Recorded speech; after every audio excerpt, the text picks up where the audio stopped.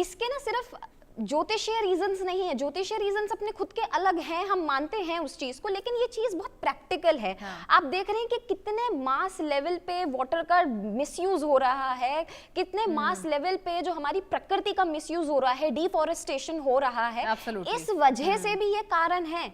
सिर्फ हम ग्रहों को ब्लेम करते रहे इस चीज का, ये तो कोई मतलब नहीं होता। लेकिन जो प्रैक्टिकल रीजन है, हमें प्रैक्टिकल ग्राउंड्स पे भी बात करनी चाहिए। तो इस चीज के लिए मैं तो यही बोलूंगी, देखिए आने वाला समय और मुश्किलों का है। हमें अच्छा। कुछ उम्मीद की किरण नहीं दिखेगी कि अगले साल बहुत ज्यादा बारिश होगी, ऐसा कुछ नहीं होने वाला है, मैं अभी से ही बता दूं। तो एक घर घर यही आपके इंडिया न्यूज से तो हम यही मैसेज पहुंचाना चाहेंगे कि हर घर से अगर एक इंसान छोटा सा पेड़ भी लगाए ना अपनी सोसाइटी में, तो उसके पाप भी कम होते हैं हमारे शास्त्रों के अनुसार। और साथ में प्रकृति में भी कुछ दोगे आप, तो कहीं ना कहीं प्रकृति तो और अच्छी होगी और आपका जो अंदर से स्वास्थ्य है वो भी अच्छा होगा। तो एक नीम का पेड़ लगा लीजिए। नीम का पेड़ अगर किसी को स्वास्थ्य अच्छा करना है उसके लिए बड़ा अच्छा रहता है। किसी को अगर किसी के घर में संतान नहीं हो रही तो अनार का पेड़ लगा दीजिए अपने पास वाले पार्क में। इससे प्रकृति को भी उसकी अच्छी चीज मिल जाएगी जो हमने उससे छीनी है, और कहीं ना कहीं आपका भी बेनिफिट होगा। तो बट आने वाले समय में सृष्टि जी, आपके सवाल का अगर मैं जवाब दूं तो ये कहीं ना कहीं हमें चीजें और देखने को मिलेंगी। गर्मी बहुत ज्यादा पड़ेगी, तो कहीं ना कहीं हमें रेडी रहने वाला। आप देख रहे हैं यूरोप कैसे तप रहा है, ये साल में पहली लोग बार मर रहे हैं लोग। और हमें तो आदत है 40 डिग्री से अबव में भी रहने की भारतीयों को। तो कहीं ना कहीं ऐसी अब आप देखेंगे कि जहां पर बहुत ज्यादा ठंड रहती थी out of the world as well, वहां पर भी हमें ऐसी गर्मी बहुत ज्यादा देखने को मिलेगी आने वाले सालों में। बिल्कुल, और यही वजह है कि सावधानियां अभी से ही बरतनी है। लेकिन आप देखिए इतना ज्यादा टेक्नोलॉजीज हाई हो रहे हैं कि लोग पेड़ों की कटाई कर रहे हैं। सुमित जी, आपके पास मैं आना चाहूंगी।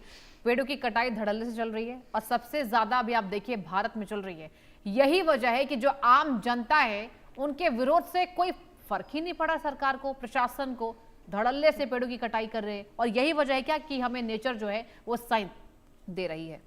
कहते हैं अवश्यमेव भोक्तव्यम कृतं कर्म शुभाशुभम। जो भी व्यक्ति जैसा कर्म करता है उसका फल उसे भोगना पड़ता है। अभी कुछ दिनों पहले जब उत्तराखंड में बाढ़ का तांडव मचा था, तो एक व्यक्ति जो पेड़ की कटाई किया करता था, जब बाढ़ में वो बह रहा था तो एक पेड़ ने ही उसकी रक्षा करी थी और वो जीवित बचा। जीवित बचने के बाद मीडिया में आकर के कहता है कि जीवन में मैं कभी पेड़ नहीं काटूंगा, पेड़ ने ही मेरी रक्षा करी है। तो आप समझ के चलिए कि एक प्रकार का व्यंग बन गया यहाँ पर कि जो जीवन भर पेड़ काटता रहा, एक खड़े पेड़ ने उसकी रक्षा कर ली, उसके प्राण बचा लिए। तो कहते हैं कि प्रकृति को अगर आप ठेस पहुंचाते हैं, नुकसान पहुंचाते हैं, लेकिन प्रकृति तो माँ है।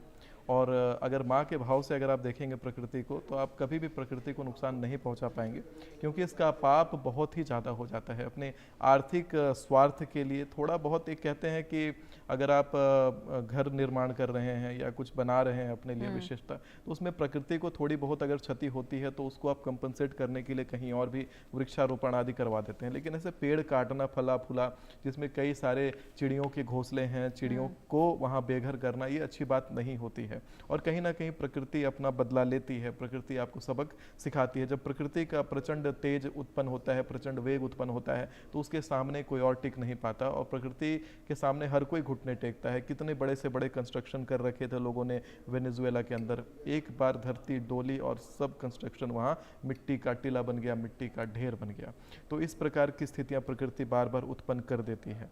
अभी जो आने वाली अवधि है उसमें कुछ भविष्यफल अगर हम देखते हैं, तो भविष्यफल के अनुसार हम ये भी देखेंगे कि मंदिरों में और साथ में जितने धार्मिक स्थल हैं वहां पर अभी घोटालों की समाचार और दिखाई पड़ने वाले हैं। इनफैक्ट 16 जुलाई से 12 अगस्त के बीच में घोटालों की समाचार और भी हमें दिखाई पड़ने वाले हैं, मंदिरों से लेकर के, और साथ में भगदड़ से संबंधित घटनाएं भी हमें दिखाई पड़ सकती हैं। मंदिर से रिलेटेड भगदड़ और धर्म स्थल से रिलेटेड भगदड़। और जो 16 जुलाई से 12 अगस्त की अवधि एक ऐसी अवधि भी बनती है जिस अवधि में किसी प्रकार से श्रद्धालुओं को क्षति और हानि प्राकृतिक आपदा के कारण उत्तराखंड और जम्मू वाले क्षेत्र में होने का संभावना बन सकता है। इस चीज़ों से सतर्क रहना चाहिए। हालांकि कहते हैं जब आप यात्रा, धर्म यात्रा के लिए जा रहे हैं, तीर्थ के लिए जा रहे हैं, तो तीर्थ में कभी इस तरह के मुहूर्त विवेचनों पर ध्यान नहीं देना चाहिए, जाना चाहिए। लेकिन फिर भी पर्यटन के लिए अगर आप तीर्थ जाते हैं तो वो गलत होता है। वहाँ पर प्रकृति बदला लेती है, प्रकृति आपको सबक सिखाती है। कई सारे लोगों को मैंने देखा कि उनका हिंदू धर्म से कोई लेना देना नहीं है, केवल पर्यटन के लिए और महिलाओं का शोषण करने के लिए अनन्य धर्म के लोग मंदिरों में पहुंचते हैं, मठों में पहुंचते हैं, नाना प्रकार से वीडियोस बनाते हैं, बिल्कुल गलत करते हैं। और ऐसे लोगों का बहिष्कार होना चाहिए, कोई चेक पॉइंट बनना चाहिए, क्योंकि ऐसे लोग जाते हैं तो देवता रुष्ट होते हैं। चलिए, और जब देवता रुष्ट होते हैं तो ऐसी उटपटांग चीजें प्रकृति में घटित भी होने का संभावना बढ़ जाता है। ठीक है, एक अंतिम सवाल अदिति जी आपसे मैं पूछना चाहूंगी, अगर बात की जाए तो ये जो मौसम की मार हम देख रहे हैं, कब तक आपकी गणनाएं बताती है कि ये सब कुछ अब नॉर्मल होने वाला है?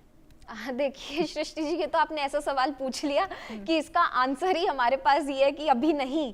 अभी हमें ज्योतिषीय गणनाएं हम जितनी मतलब भी 26 तक यही मामला चलने वाला है। 26 के आप 27 भी लेकर ही चलिए कि 2027 भी ऐसा ही रहने वाला है। कुछ अच्छी गुड न्यूज़ वो भी नहीं लाने वाला, खैर उसकी प्रेडिक्शंस बाद में करेंगे। लेकिन अभी जो ये पर्टिकुलर सीन चल रहा है मॉनसून का, कहीं बारिश हो रही है, कहीं नहीं हो रही है, कहीं बहुत ज्यादा हो रही है, तो ये कहीं ना कहीं अगस्त 10 तक चलेगा ही चलेगा। तो अगस्त 10 तक मैं यही फिर से बोलूंगी, ट्रैवल्स को अवॉइड करिए, अपनी फैमिली के साथ टाइम स्पेंड करिए जितना ज्यादा कर सकते हैं।